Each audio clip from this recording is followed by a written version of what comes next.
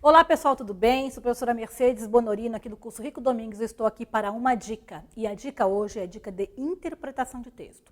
Dentro das possibilidades de perguntas de interpretação, que são vários caminhos, um clássico é perguntar sobre tipologia textual. Hoje o aluno que está estudando para concurso público sabe disso. Tá? Então, começa aqui com a gente, tá?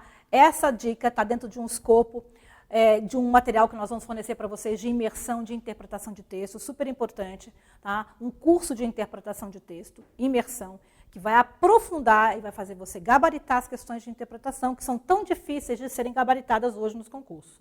Portanto, curte o vídeo aqui, depois se inscreva no canal e não se esqueça da nossa imersão de interpretação que está para chegar aí, fica ligado, tá bom, pessoal? Tranquilo? Então vamos comigo. Essa dica vai falar não da tipologia em geral, tá? Essa dica vai falar sobre um tipo específico, que é o tipo narrativo. É claro que os concursos públicos lidam muito, tá, com várias tipologias. Eu coloquei aqui um quadrinho que eu uso muito no curso, tá, e na imersão vocês vão ver, que é um quadro resumo das tipologias textuais. Tá? Tipo textual, nós temos, você pega um texto para ler, e aquele texto se encaixa numa dessas gavetinhas aqui. Ou o texto é narrativo, em termos de tipologia, ou ele é descritivo, ou é um texto informativo, meramente informativo, expositivo, ou ele é informativo, mas com opinião, né, argumentativo, ou ele é até um texto que te leva a fazer algo, uma bula de remédio, sei lá, um procedimento de como proceder diante da pandemia, máscara, álcool gel e tal. Aí nós temos texto instrucional injuntivo. Essa tipologia, tá, ela é bastante importante, os concursos gostam de cobrar. Nós vamos, hoje, aqui na dica, ficar concentrados na narração. Mas, no geral, professora, quais são as tipologias que os concursos mais cobram? Sem dúvida que a tipologia argumentativa, trabalhar com textos com opinião, artigo de opinião, editorial, é super comum, tá? Mas tem sido cada vez mais frequente, tanto quanto os concursos cobrarem a narração. E narração, gente, é uma coisa muito vasta, sabe? Uma coisa é tipologia. Nós temos 1, 2, 3, 4, 5. Não confunda com os gêneros. Dentro da narração, nós temos vários tipos de narração. O que é uma narração? Narração é contar algo com um personagem em movimento, uma ação. Narrar ação. Ó, vamos lá. Narrar uma ação. Pode ser ficção, pode ser uma ata de reunião, é uma narração, tanto quanto os Lusíadas de Camões. Podemos colocar uma ata de reunião e os Lusíadas de Camões no mesma tipologia narrativa. Então, os gêneros são vários. Eu coloquei alguns aqui, coloquei um ponto, mas etc, viu, pessoal? Crônica, conto, reportagem, romance, atas, novela, peça teatral, anedota, notícia. Você, nesses gêneros textuais, encontra como base algo sendo contado que aconteceu com alguém em certo momento na vida. Sendo isso algo que eu tirei da minha cabeça, ficção, sendo algo real. Então, uma autobiografia tem um pouco de realidade e tal. Então, nós temos aqui uma vasta seleção de gêneros que os concursos gostam. Mas os concursos públicos gostam muito de textos curtos. Não vai colocar um romance inteiro do Machado de Assis, certo? Eles pegam um trecho, uma partezinha, um conto, uma crônica. Vamos falar da crônica. A crônica, pessoal, ela é um gênero muito difícil de você catalogar. A crônica, ao mesmo tempo, ela é argumentativa, porque o autor opina, argumenta, e tem uma criatividade incrível. Muitas vezes, dentro da crônica, há histórias sendo contadas, um narrador se colocando até em primeira pessoa, contando o que aconteceu com ele. Então, a crônica é um gênero bastante difícil de você catalogar. E cada vez mais os concursos têm gostado de usar a crônica, tá, para cobrar, a partir daí, questões de interpretação. Então, vamos lá. Vamos nos concentrar na narrativa, tá, nos elementos básicos de uma narração, tá, e de que maneira eles cobram, os concursos cobram as questões da narrativa. Então, primeiramente, pessoal, como eu disse, há vários tipos de narrativa. Dentro da narrativa, então, os tipos, a gente pode separar em dois grandes campos. As narrativas não ficcionais e as narrativas ficcionais. Os concursos públicos preferem as ficcionais, em que o autor cria, como a gente vê direto aí nas questões de concurso. As não ficcionais, nós temos, por exemplo, reportagem. Eu estou fazendo uma reportagem sobre o que aconteceu, sobre uma barreira que caiu. Caiu uma barreira na BR-101, né? Aí eu vou lá, faço a reportagem, já conta a história de um caminhoneiro que, enfim, perdeu a carga. Então, dentro daquela notícia, há uma narrativa. Então, você tem uma biografia que se pretende, né, não ficcional, resenha, ata de reunião, relato, relatório, né, um relato. Mas os concursos gostam das ficcionais. E dentro das ficcionais, eles já optam mesmo pela crônica, o conto, que são narrativas mais curtas. Pode haver uma pergunta, a diferença entre crônica, romance, conto, fábula, anedota? Até pode. Tá? Mas essa não é a pergunta mais relevante dos concursos. E sim, os elementos constitutivos dessa narrativa. Mas eu já vi essa pergunta, menos comum. Um detalhe aqui para vocês, tá? Professora, rapidamente, aqui é raro cobrar, mas aqui é mais comum. Romance, quando você tem uma narrativa mais longa do que 100 páginas. Até lá, é uma crônica ou uma novela. A novela a gente aprende na novela televisão, mas novela vem de uma narrativa, né, com menos de 100 páginas, na época que não havia televisão. Conto até 30 páginas, então é uma questão só de quantidade de páginas. Então, um conto é uma narrativa mais condensada, o romance possui, né, uma amplitude gigante, com várias histórias secundárias, etc. O teatro é uma história que é para ser ensaiada, né, encenada em palco, etc. Tem toda uma estrutura específica. Agora, uma pergunta que caiu recentemente é: qual a diferença de fábula e lenda? Pois é, são bem ficcionais, sem dúvida. A fábula, para que haja uma fábula, os personagens devem não ser humanos. Interessante. Fábula. Então você tem a cigarra e a formiga, não é isso? Você tem ali o personagem não é um humano. Geralmente tem o quê? Uma moral da história. Sempre termina com a moral da história. Tá? E existe também, caiu no Sebrasp recentemente, a palavra... O que é um apólogo? Apólogo é um tipo de fábula cujos personagens são coisas. Existe um apólogo que cai demais nos concursos públicos, que é o conto do Machado de Assis, chamado Um Apólogo, que é a conversa de uma linha com uma agulha. E há uma moral da história, né? Enfim, vale a pena olhar, mas é incrível como esse conto já caiu em concurso público. Por vários motivos, tá? E não inteiro, como eu disse, trechos, tá? Então, fábula, personagens, né, não humanos, animais, etc. Lenda, a lenda tenta explicar de maneira simbólica fenômenos científicos. Bom, como é que eu explico o trovão? Eu posso explicar, pego um cientista da NASA, vem cá, NASA, cientista da NASA, me explica o que é um trovão. Ele vai te explicar o trovão. Um físico, enfim, um professor da área científica. Mas a lenda dos tupinambás, a lenda dos inuits, né, enfim, tal região da Austrália, os aborígenes vão explicar de uma outra maneira. Aqui não tem uma melhor ou pior, são narrativas diferentes, certo? Muito bem. Parábola é uma história com moral no final, geralmente com pessoa, parábola do filho pródigo, etc. Também tem algo a ver com a fábula, porque tem uma moral da história no final. Anedota é para fazer rir. Anedota é uma história, uma narrativa com um final engraçado. É para ser, pelo menos, né? Certo? A boa anedota tem. E a poesia épica é uma poesia que conta uma história, né? Um poema que conta a saga dos tupinambás, o Ijuca-Pirama, aí você tem os Lusíadas e tal, Vasco da Gama, Passa por lá, enfim. Disso tudo, o que os concursos gostam? Crônica, tá? Muita crônica e conto. A diferença de fábula e lenda é comum cobrar também, tá? Muito bem, pessoal, feita essa análise, tudo isso, estamos aqui dentro, tá? Mas o que une tudo isso em uma única tipologia? Pois é, porque todos têm o que eu vou colocar aqui embaixo. Todos têm alguém que conta a história, esse alguém pode ser personagem ou de fora, personagem, pelo menos um, ou vários, tá? Uma ação, tem que ter uma ação. Se não tem ação, é uma narrativa. Narração, tem que ter ação. Tem que ter uma ação. E essa ação tem que ser sucessiva no tempo. Muito bem? Então, antes de fazer as questões, tá? Nós vamos fazer as questões de tipologia geral, tipos de narrativa, elementos fundamentais, as que estão aqui, tá? Antes disso, volto a te dizer, a dica aqui é para você entender a importância da tipologia textual e dessa tipologia hoje cada vez mais frequente nos concursos. Portanto, essa dica está dentro do escopo de um programa nosso para você vir para o nosso curso de imersão. tá? O curso de imersão de interpretação de texto, para você gabaritar as questões de interpretação de texto dos concursos públicos. Então, fica atento, fique esperto, nós vamos liberar esse curso para vocês, um curso de interpretação bem legal, tá? Fique atento a isso. E, claro, sempre curtindo, né, os nossos vídeos e se inscreva no canal para ter até acesso a esse material todo. Muito bem, pessoal, vamos fazer as questões? A primeira questão que nós vamos fazer, tá? Questão 1 da FGV, já tem o texto aqui, eu procurei já colocar até com uma cor aí para diferenciar algumas situações.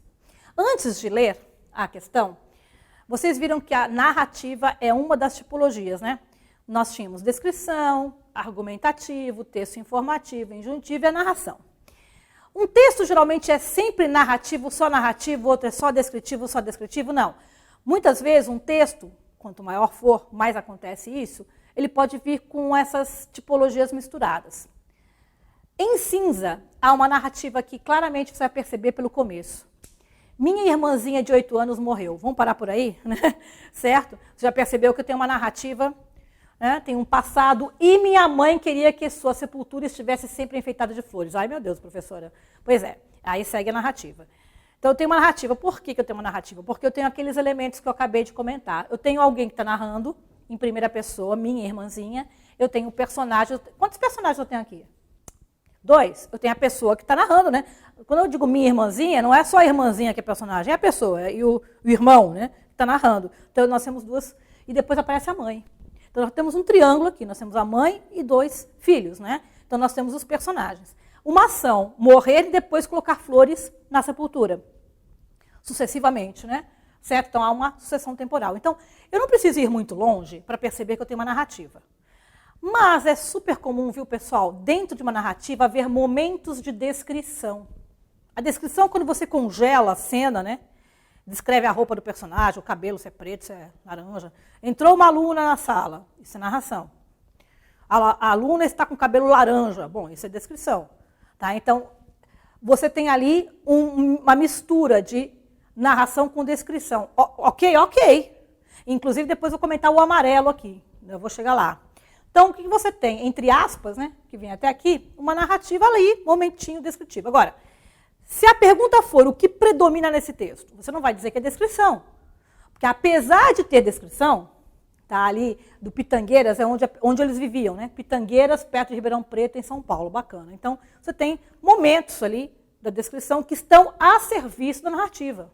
Estão a serviço da narrativa. Então, essa pergunta é uma pergunta clássica. Essa talvez seja uma das perguntas mais clássicas em concurso público, pessoal. Vamos lá? Pergunta que não quer calar. Né? Sobre o processo de construção desse texto, é correto afirmar que, primeiro eles vão perguntar, leia só o início de cada alternativa. Trata-se de um texto com base estrutural argumentativa.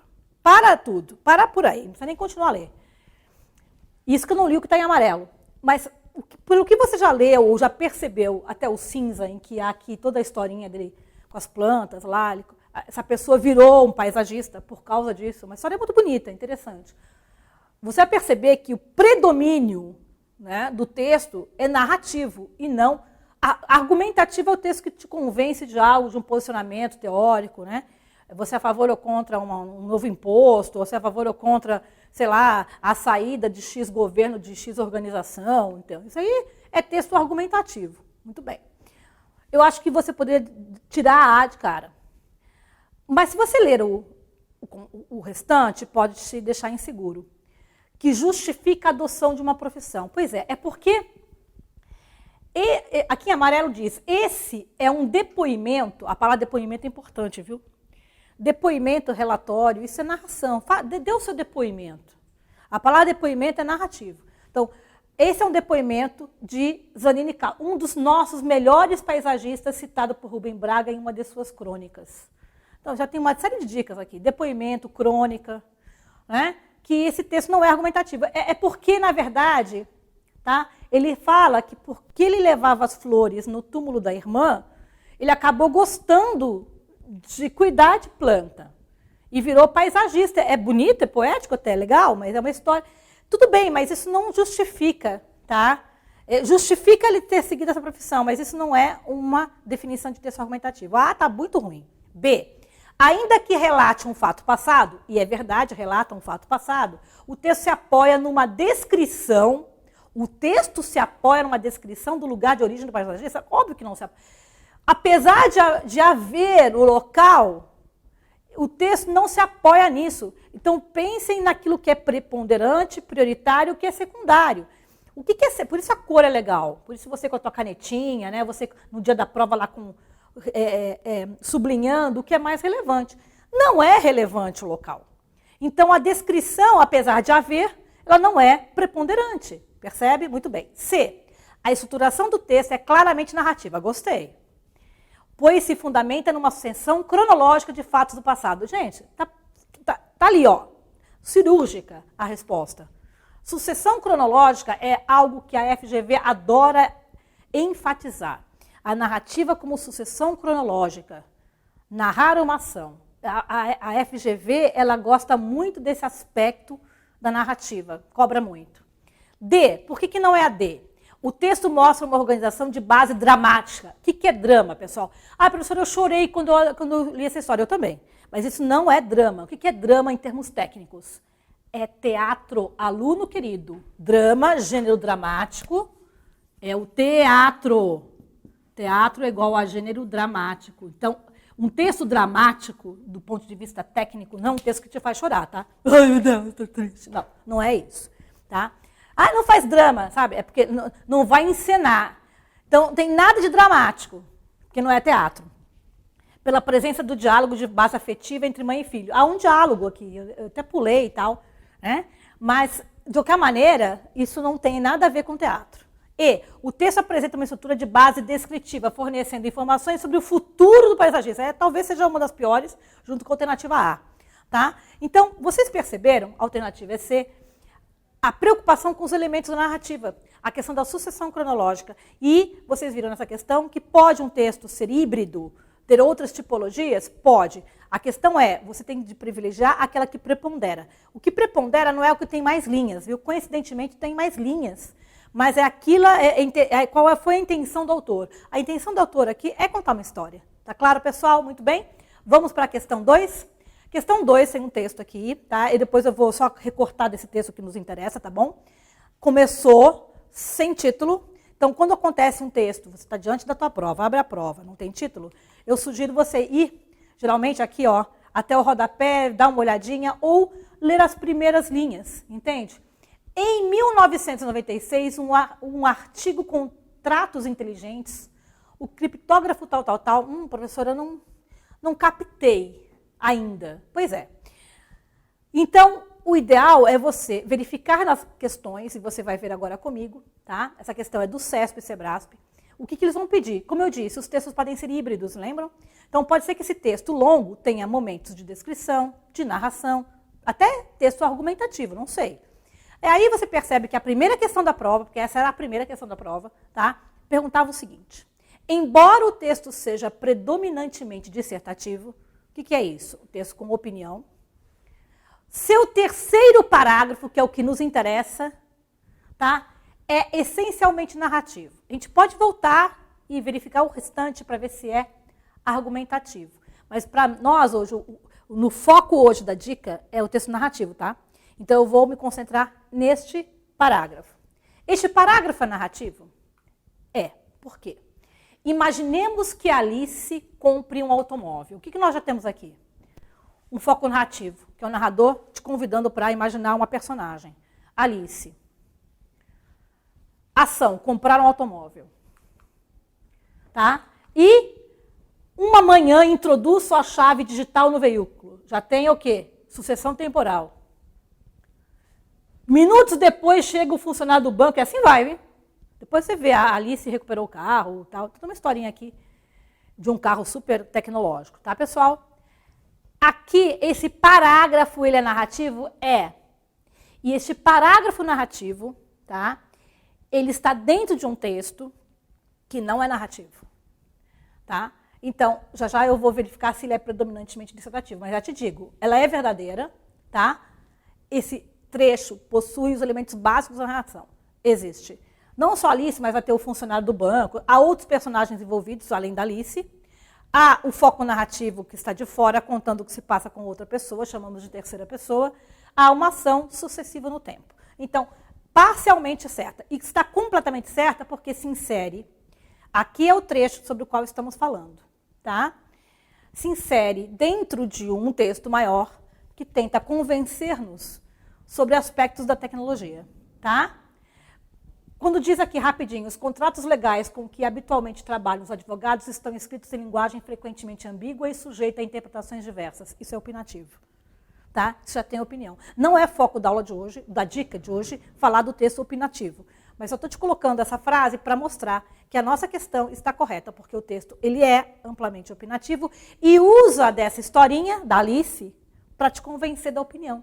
Uma das estratégias de argumentação mais óbvias e boas, tá, de convencimento é trazer um exemplo concreto, contar uma história, exemplificar com uma coisa que está acontecendo. Tá claro? Então, essa história ou essa narrativa ela veio se incrustar entre a linha 16 e 25 de um texto maior para te convencer da opinião da pessoa. Clássica pergunta Sebrasp. Ok, pessoal? Então, estava correta. Última questão agora. A próxima questão, você vai ver claramente que é uma narrativa, do começo ao fim, é uma história. E a preocupação da banca é fazer com que você entenda, tá, como descrever personagens. Os personagens, eles podem ser descritos de que maneira? Lembram quando a gente fala assim, descrição física, psicológica. Professora Mercedes do Rico Domingues. Ela é loira? Não, não é loira. Ela tem olhos azuis? Não, não tem olhos azuis. Isso é algo denotativo físico. Ela é legal, ela é chata, explicar bem, explicar mal, isso já é subjetivo. Cada um tem a sua opinião, certo? Então, a descrição seria, no caso, conotativa psicológica.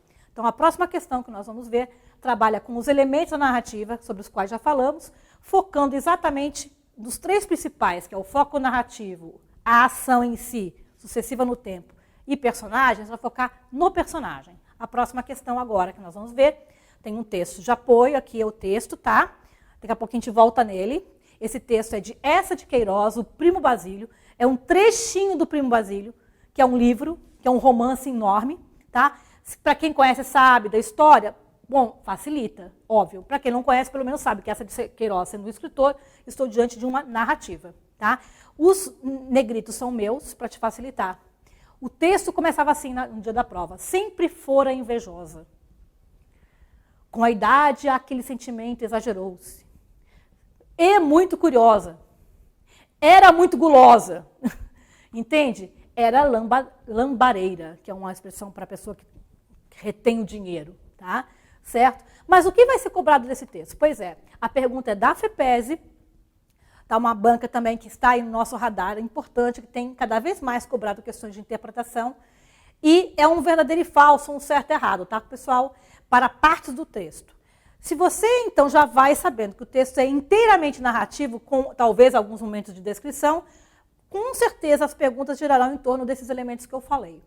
Olha a alternativa, o item 1. O texto descreve uma personagem e mostra predominantemente características psicológicas.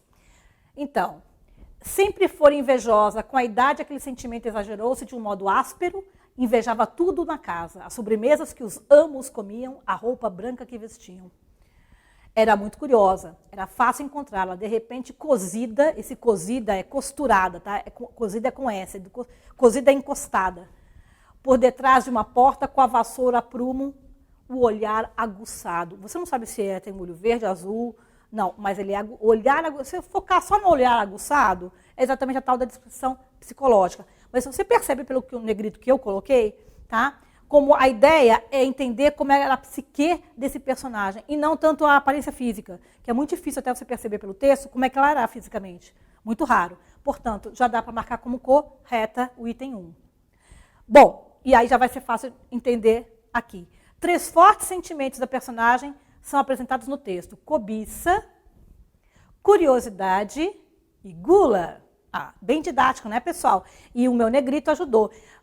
Mesmo não tinha o negrito no dia da prova, mas havia os parágrafos, a importância dos parágrafos, né? Os parágrafos exatamente organizavam essas características da personagem, fechou? Então, com 1 e 2 correto, você já pode ir para o gabarito, às vezes, né? Já olhar aqui e já ver, opa, já tem uma resposta. Né? Isso ajuda bastante o candidato, eu sei. Mas vamos fingir que nós não vimos aqui e continuando com o item 3. A personagem ficava quase louca com a não concretização de uma programação feita pela família a que servia. Meu Deus, vou ter que ler o texto todo. Pois é, Você tem o texto, você tem lá no material, né, a parte ali, se quiser dar uma lida, mas eu selecionei para você um trechozinho. É muito sutil esse item, talvez eu acho o item mais difícil de perceber. Você lendo, encontra essa informação lá. Quando havia passeios projetados, quando os donos da casa, né, você percebe que ela é uma funcionária da casa, né? Se chovia de repente, que felicidade. Ou seja, ela não quer que as pessoas saiam de casa. Ela prefere que eles fiquem em casa. Então, olha só, quando havia passeios projetados, se chovia de repente, que felicidade. Então, a personagem ficava quase louca com a não concretização de uma programação feita pela família a que servia. Não, o contrário, né? Ela ficava feliz. Ela não queria que a família saísse, na verdade. Queria que as pessoas viessem, não que saíssem. Muito bem. Portanto, item 3, errado. Item 4, a comparação a um rato. Tem um momento que ela é comparada a um rato. Vou selecionar esse trecho. Se deve ao hábito de comer restos, o que lhe dava um ar agudo. Pois é.